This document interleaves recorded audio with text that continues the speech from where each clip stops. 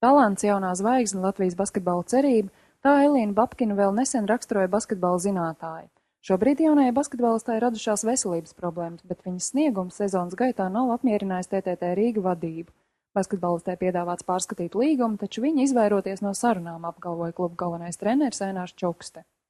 Basketbolists pirmdienas rītā Gaļezeru slimnīcā gaidīja savu rindu pie ārsta un noliedza treneru apgalvojumu par izvairīšanos no sarunām. Viņa norādīja, ka viņas nopietnajās veselības problēmās klubs nesot ieklausījies. Man ir mazasinība, man ir konstatēta tāda slimība anēmija, kas ir, man bija 30% zem normas.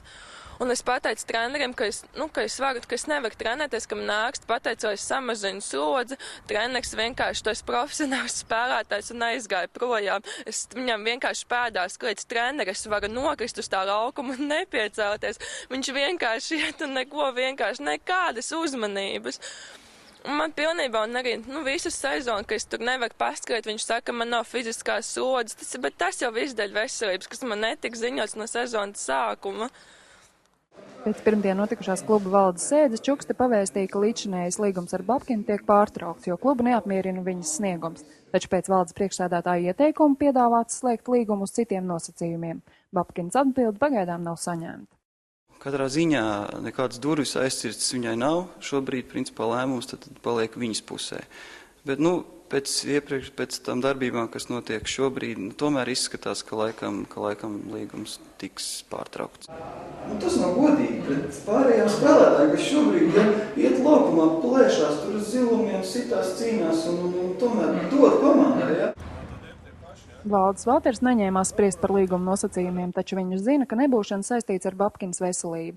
Viņš uzsver, ka basketbolistam ir vajadzīgs labs aģents un spēlētāja arotbiedrība, kas viņai aizstāvētu.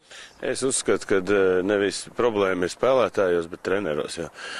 Jo, ja cilvēks ir krīzes stāvoklī, tad viss jādara, lai viņi atgriezt basketbolā un runāt un darīt. Bet viņi netiek galā, tā ir viņa problēmas pašiem un novelt uz spēlētāju visu. Ja, un izdzīt tik talantīgu spēlētāju, kuri pēdējo gadu varbūt kopā ar Aneti viena no talantīgākajām Latvijas basketbolistiem būtu muļķīgi. Tā kā es domāju, ka arī laužot līgumu ar Elīnu ieguvēji TTT noteikti nebūs ne maztelpā, ne iekšēji nekādā garā, tāpēc, ka varbūt treneru sastāvs ir par vāju, lai varētu tikt ar tādu spēlētāju galā.